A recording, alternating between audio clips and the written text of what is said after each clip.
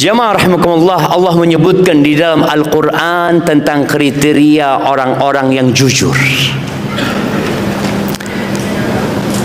Di surat Al-Baqarah, satu ayat, di ayat 177, Allah mengatakan, laisal birra an tuwallu wujuhakum qibalal masyriqi wal maghrib.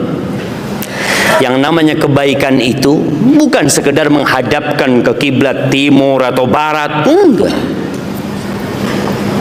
Karena dulu kiblatnya umat Islam menuju ke Masjidil Aqsa, atau dirubah. Allah jelaskan, kebaikan itu bukan mengarah ke satu arah. Walakinnal birra, yang namanya kebaikan itu, man amana billah, adalah orang yang beriman kepada Allah Azza wa Jalla. Allah itu ada, Allah itu esa. Dalam penciptaannya semuanya milik Allah Azza wa Jalla. Allah yang berkuasa di muka bumi ini. Dalam peribadatan kita kepada Allah, hanya kepada Allah. Dalam asma dan sifatnya, Allah itu esa, tidak ada yang menyerupai Allah Jalla Jalaluhu. Beriman kepada Allah. Wal yaumil akhir, beriman dengan hari akhir. Jamaah, beriman dengan hari akhir ini merupakan motivasi yang kuat yang membuat kita taat. Antum kenapa hadir di majelis ini? Dapat apa antum? Ada nasi bungkus dibagi nanti panitia? Nggak ada? Ada fulus? Gimana panitia? Nah, antum kalau dikasih fulus, antum akan balikin. Bukan karena ini anak hadir di majelis. Kayak orang Badui tadi kan, ya enggak, anak bukan karena ini. Tapi kalau dikasih, ya alhamdulillah. Kan mau ini, aku datang ke majelis ilmu bukan karena ada makanan, bukan ada pembagian sembako lah. Yaumul akhir, aku beriman bahwa langkahku ke rumah Allah ini dicatat, dudukku dicatat, tidurku. Ada yang tidur jamaah? Dicatat juga antum kalau tidur. Antum pikir, ana lihat sebagian sudah mulai. Dia mengatakan, Ustaz, ana ini khusyuk Ustaz. Menyerap yang disampaikan Ustaz sampai ke relung hati. Tahu-tahu qomat. Allahu Akbar, Allahu Akbar. Ada jamaah. Maka antum kalau lihat saudara antum tidur, bangunkan. Itu saudara kita. Maka beriman dengan hari akhir seperti orang Badui tadi.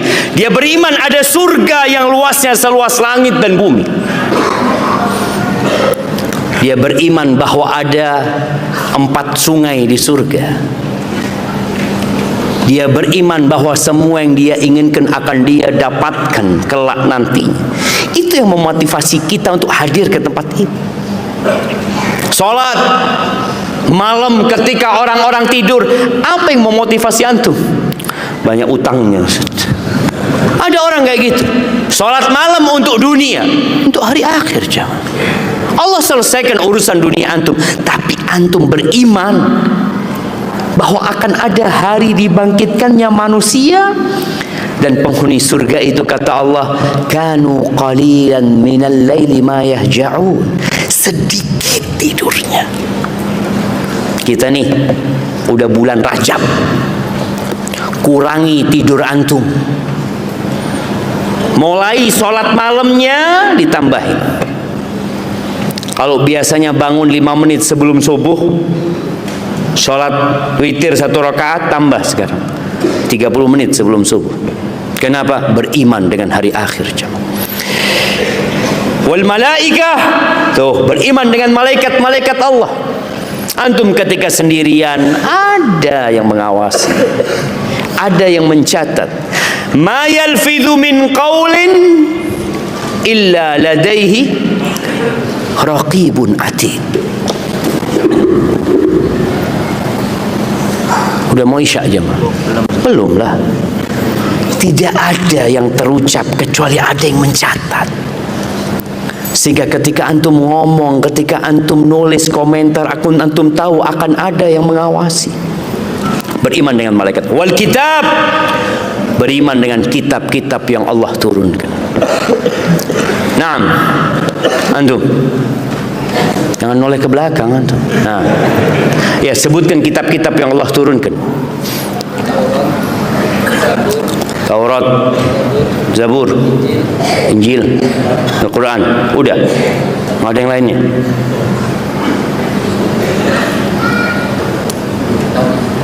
Nggak ada yang lain. Setiap Jumat kita mendengar imam mengatakan suhufi Ibrahim wa Musa. Ada suhuf yang Allah turunkan kepada Nabi Ibrahim, kasih hadiahnya. Baik, beriman kepada kitab-kitab yang Allah turunkan, beriman kepada malaikat-malaikat Allah. Sebutkan antum. Nah, 7 malaikat.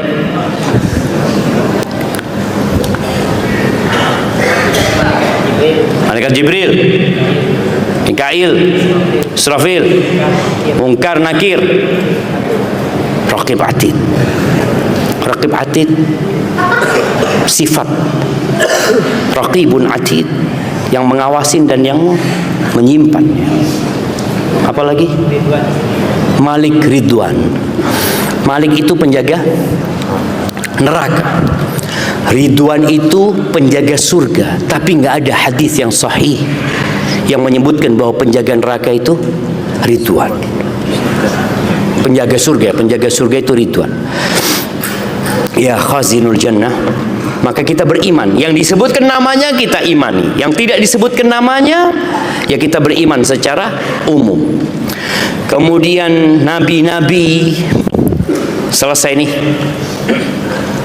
Beriman kepada Allah, yaumul akhir, malaikat, kitab dan nabi. Lalu wa atal mala ala hubbihi, dia suka berbagi dengan harta yang dia cintai. Siapa yang tidak cinta sama harta? Angkat tangan. Kalau ada orang nggak suka sama harta, bawa ke rumah sakit. Betul, sakit dia. Sakit. Makanya Allah katakan wala tu'tus sufaha amwalakum. Jangan orang-orang bodoh jangan kasih harta. Dia nggak tahu ini fulus apa ini.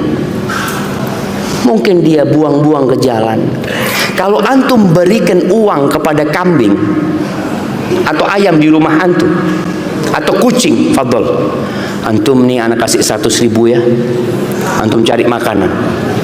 Kira-kira kucing itu apa akan terima?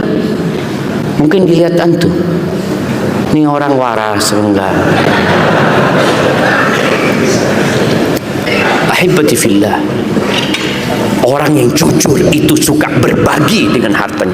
Kepada siapa dia bagikan? Dzawil qurba, kepada kerabat-kerabatnya. Nah, kita lihat ya, Allah akan sebut di akhir ini, di akhir ayat ini Allah mengatakan ulaikal ladzina shadaqu, mereka orang-orang yang jujur.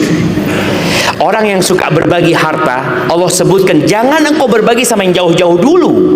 Allah sebutkan di sini siapa? Dzawil qurba, kerabatmu. Kalau engkau mau sedekah membantu, perhatikan kerabatmu.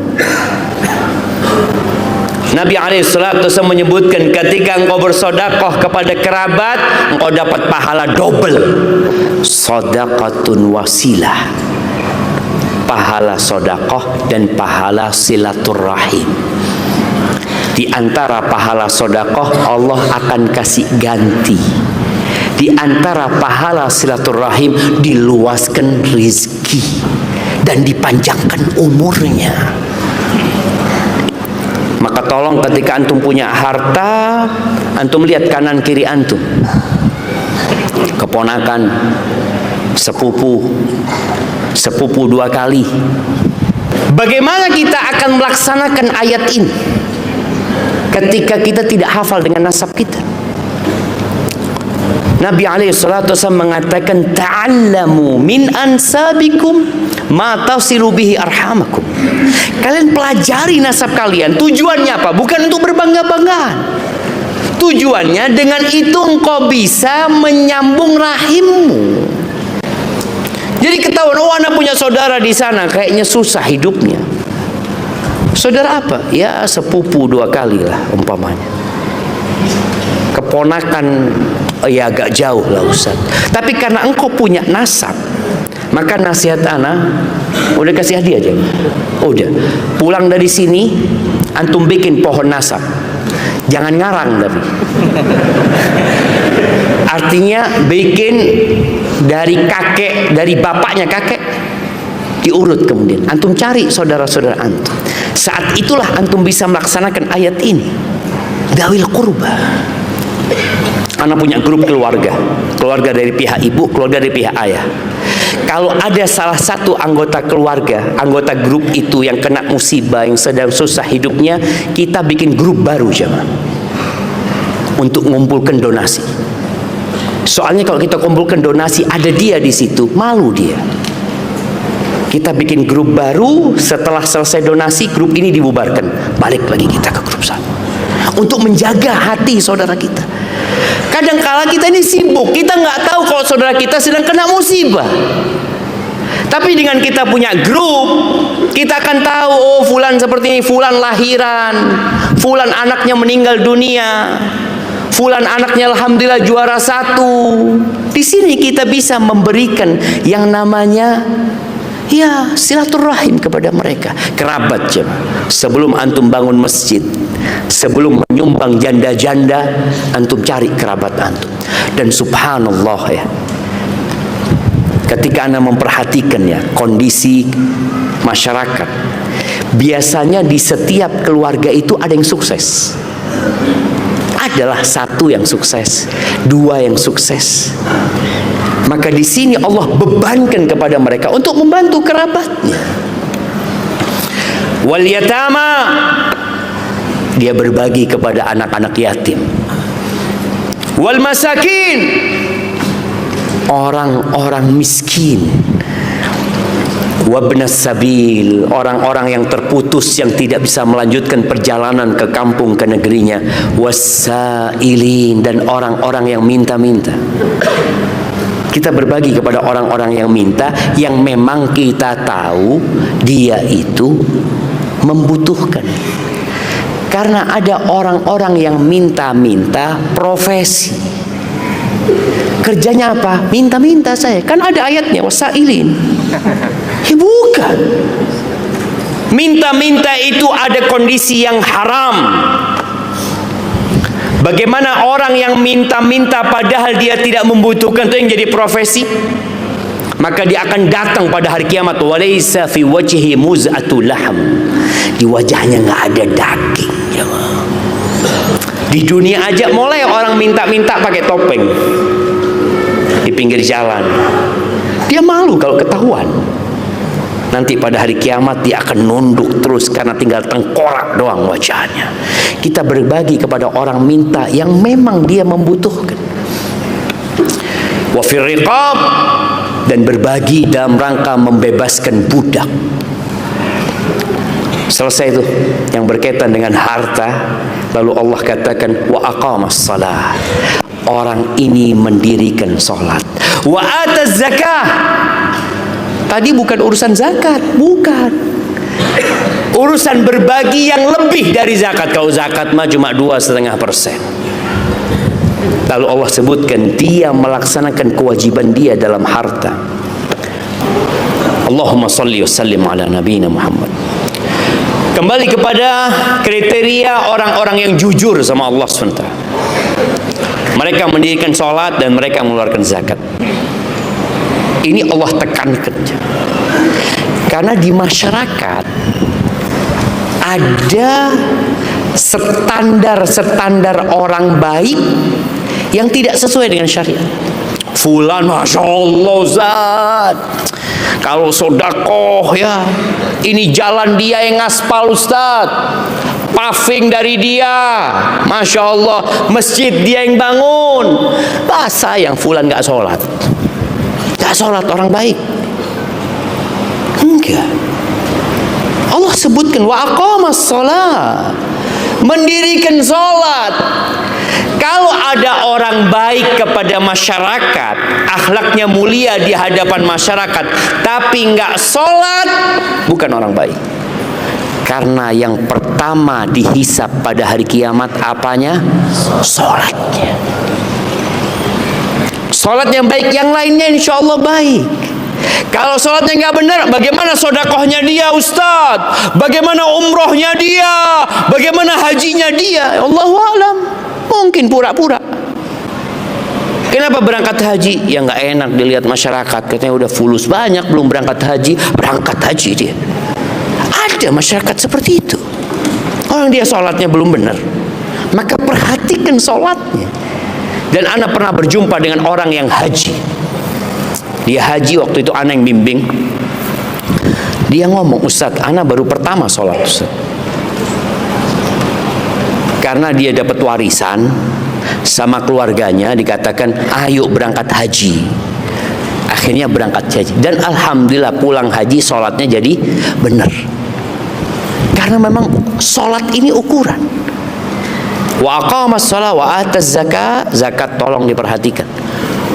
Zakat itu bukan hanya zakat harta, ada zakat pertanian, zakat hewan ternak, ya, yang semuanya orang harus belajar tentang hal itu.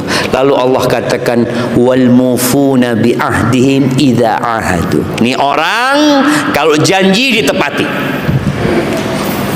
Tolong yang bekerja, engkau punya kontrak kerja, engkau menekan syarat-syarat di tempat kerjamu, hak dan kewajiban tepati. Jangan sampai setelah engkau hijrah, engkau jadi mengutamakan kajian. Alhamdulillah Ustaz, kerjaan mah dunia, ana mau ngaji. Nggak apa-apa antum ngaji, kalau antum menepati janji sama tempat kerja antum. Izin boleh, fadl. Karena ada teman-teman yang ngaji jamaah. Ya, kenapa beberapa kawan yang buka perusahaan ini, anak tanya, antum kenapa kok nggak merekrut teman-teman yang udah ngaji, kata dia. Ya Allah Ustaz, mereka dedikasi kerjanya kurang, ya.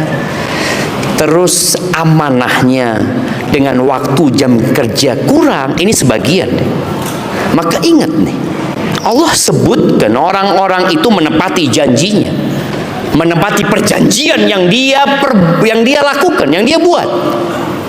Jadi ketika antum jam kerja memang dari jam 7 sampai jam 3, ya sudah. Ada kajian jam 11. Kemana? Ya ditunda. Nantilah kalau pas lagi kosong antum ngaji. Ustaz, ana ini bukan duniawi, Ustaz. Ini bukan duniawi. Ini bentuk kejujuran antum kepada Allah Azza wa Jalla. Menjalankan tugas dengan benar, menjalankan amanah yang diberikan, menepati janji. Itu tanda orang-orang yang jujur dalam keimanannya. Apa kata Allah kemudian? Was-sabirina fil ba'sa'i wad-dharra wa hinal ba's. Orang-orang yang jujur itu adalah orang yang sabar kalau hidup miskin. Karena ada sebagian orang yang gara-gara dia belajar ilmu, gara-gara masuk Islam, tahu-tahu dia bangkrut. Maka sabar. Ustaz, katanya yang bertakwa kepada Allah itu akan dimudahkan rizkinya, Ustaz. Ana kok tambah sulit rizkinya, Ustaz. Gimana coba? Kalau ada orang yang hijrah, yang ngaji, yang selalu soft pertama, tahu-tahu rezekinya sempit. Lalu dia seakan-akan menagih janji Allah. Ya Allah, mana katanya kalau bertakwa rezekinya lancar. Ini orang ujub sama diri, merasa sudah bertakwa. Lalu dia nagih, mana ya Allah, aku sudah bertakwa. Orang yang merasa sudah bertakwa berarti belum bertakwa. Orang semakin bertakwa semakin takut gak diterima amalannya. Dia takut sholatnya nggak diterima, dia takut puasanya nggak diterima, dia takut sodakohnya nggak diterima. Itu orang bertakwa. Jadi bukan merasa sudah bertakwa. Nabi Ibrahim alaihissalam ketika membangun Ka'bah, apa doanya? Rabbana taqabbal minna. Ya Allah, terima dari kami ya Allah. Berapa kali antum baca doa Rabbana taqabbal minna? Innaka antas samiul alim. Kadang-kala nggak pernah. Karena merasa sudah diterima. Belum tentu sholat tadi diterima, belum tentu umroh kita diterima, haji kita diterima, sodakoh kita diterima. Minta Rabbana taqabbal minna. Maka di sini orang yang jujur sama Allah itu sabar kalau hidup miskin. Waddarra, sabar kalau kena penyakit. Ahibati fillah, penyakit ini semakin banyak ragamnya. Covid kemarin kita lihat bagaimana banyak yang tumbang. Apakah selesai Covid? Enggak, rumah sakit masih penuh semuanya. Rumah sakit khusus kanker, rumah sakit khusus paru-paru, rumah sakit apa lagi? Khusus jantung. Ada tuh. Dan kita semua nunggu penyakit. Yang sehat nunggu penyakit. Maka kalau antum harus sakit, sabar. Kenapa? Karena yang memberikan penyakit itu siapa? Allah Azza wa Jalla. Bismillah.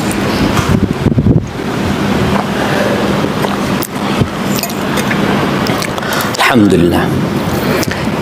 Sabar yang ketiga Allah sebutkan wahinal ba's, ketika perang, ketika harus berjihad di jalan Allah Azza wa Jalla, ketika harus mengorbankan jiwa dan hartanya, sabar.